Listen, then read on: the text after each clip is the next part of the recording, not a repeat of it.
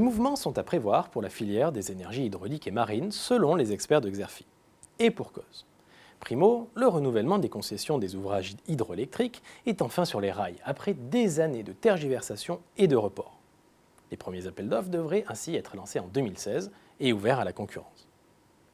Deux bémols toutefois. Le renouvellement sera moins important que prévu et les modalités précises d'ouverture à la concurrence restent à fixer. En clair, plusieurs scénarios sont possibles. Secondo, l'heure du changement a sonné dans la petite hydroélectricité. Les contrats d'obligation d'achat au-delà de 1 MW sont en effet remplacés par une vente sur le marché libre. Une vente assortie d'une prime dont les règles de calcul restent à définir. Du montant de cette prime dépendra l'attractivité de ce segment auprès des investisseurs. Tertio, le développement des énergies marines s'accélère, en particulier avec l'installation de 2 fermes pilotes d'hydroliennes dans la Manche. Dans ce nouveau contexte, quels seront les atouts et les freins à l'activité de la filière ? Déjà, le renouvellement des concessions relancera l'investissement, de l'avis des experts de Xerfi.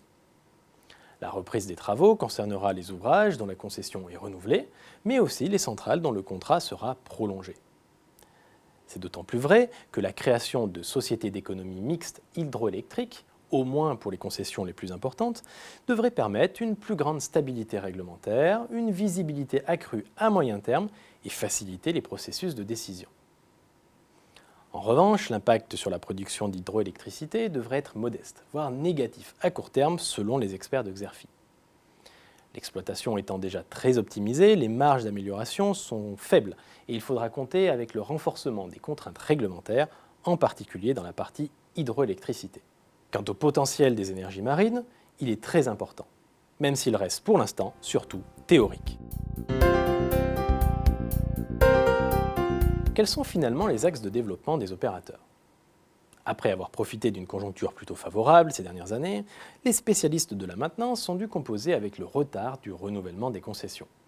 Pour remplir leur carnet de commandes, ils cherchent à accroître leur activité à l'export. Les fabricants de turbines, très internationalisés, misent, eux, sur l'innovation. C'est aussi bien le cas des géants du secteur, comme Alstom Hydro, que des petits acteurs tels que MJ2 Technologies. Les opérateurs de l'hydroélectrique terrestre manifestent également de l'intérêt pour les hydroliennes, compte tenu des similitudes entre les deux technologies. Enfin, les stations de transfert d'énergie par pompage ou STEP, qui historiquement se cantonnent au territoire montagneux, pourraient dans un proche avenir s'installer sur les côtes pour accompagner le développement de l'éolien et du photovoltaïque.